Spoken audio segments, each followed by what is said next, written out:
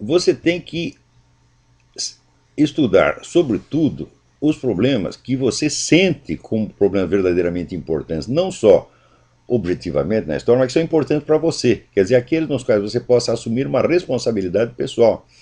De modo que você trata esses problemas com a seriedade, aquela seriedade feroz com que você trata num problema pessoal, evitando você fingir interesse, aquele interesse fingido, que é só por curiosidade acadêmica ou por exigência curricular. Quer dizer, tem coisa que você estuda só porque o professor mandou, tá certo? Mas tem outras que você vai estudar porque são realmente importantes, porque você sente a importância disso e você decidiu dedicar a sua vida a estudar aquele problema.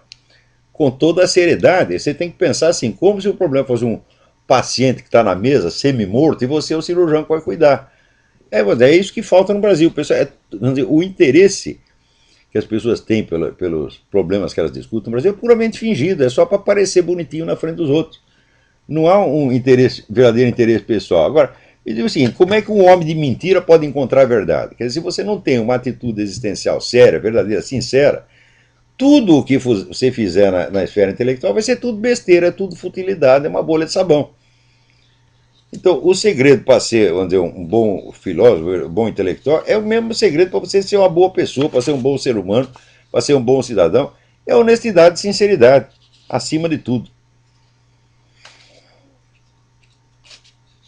Agora também, outra dúvida aqui da mesma ordem. O Luiz Felipe Anselmo, ele diz que está organizando a lista do livro para ler, ele está confuso quanto à ordem da leitura. Né? Então, surgem 4 opções dele, os 100 livros que o senhor estipulou no seminário de filosofia. As apostilas do seminário, autobiografias diversas, a história da literatura ocidental do Carpo. Ele quer saber por onde começa. Começa por tudo ao mesmo tempo, Luiz Felipe. Hã? Não tem que, eu não vejo por que ter ordem na leitura. Ordem na leitura não existe. Não existe ordem na leitura e também não existe ordem para escrever. Né? Você vê, se você pegar os grandes escritores, como é que eles escrevem livro? Eu digo, eles escrevem um pedacinho conforme eles aparecem na cabeça. Daí guarda aquele pedacinho. 2 anos depois aparece outro pedacinho e ele anota aquele pedacinho. Depois de um tempo ele vê que ele escreveu um livro. Ele junta os vários pedacinhos e escreveu um livro. Pascal escrevia assim, ele tinha um monte de... Sabe, essas tipo agulha que tem nas padarias, né, para pendurar nota fiscal, ele tem um monte daquelas agulhas em cima da mesa. Então ele escrevia um negocinho, grudava numa agulha. Depois escrevia outro, grudava na agulha. De vez em quando ele mudava a ordem. Né? Quer dizer, o livro vai ficar melhor desse jeito. Infelizmente Pascal morreu antes de achar uma ordem definitiva.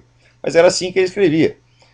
Muitos escritores, ninguém escreve um livro com começo, meio e fim. Então, os seus estudos também não tem que ter começo, meio e fim, meu filho. O que interessa não é a sequência temporal, é a ordem estrutural que você dá depois. Você tem o princípio de organização da inteligência, não é, vamos dizer, a colocação dos estudos em série. Isso não existe.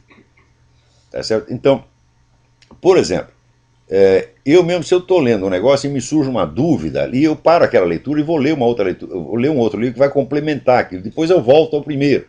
Então, eu estou sempre dando voltas. Quer dizer, nenhum livro esgota o seu assunto e nem o aborda por todos os lados necessários, mas a nossa curiosidade não segue necessariamente a ordem do livro, né? Então agora, estou lendo até um romance do Malachi Martin, que se chama Windswept House, é um livro sobre a crise negreira.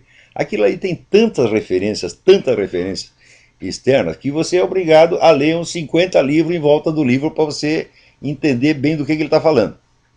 Então, não tenha medo de fazer isso. Você está lá lendo um livro, para ler o outro, se for necessário, e depois você volta. O negócio é assim, não perder o fio da meada, quer dizer, você ter aquela atenção sincera, sem a qual a memória não existe, né? A memória não funciona. A memória é fruto do interesse, e quanto mais interesse você tem por uma coisa, mais facilmente você vai guardar na memória, e se você não se interessa, é uma estupidez querer guardar na memória. A memória é um elemento seletivo, e ela já é o primeiro princípio de estruturação do conhecimento. A memória mesmo se incumbe de selecionar e colocar ordem, criar associações, criar como se fosse uma série de gavetinhas, de categorias nas quais você vai enquadrar as várias informações. Então, deixa a memória trabalhar e deixa que ela siga a curva do seu interesse real. É só isto o segredo. Tem coisa que não é para organizar muito, não. Como diz o italiano, queste cose hanno bisogno di un po' di confusione. Essas coisas precisam de um pouco de confusão.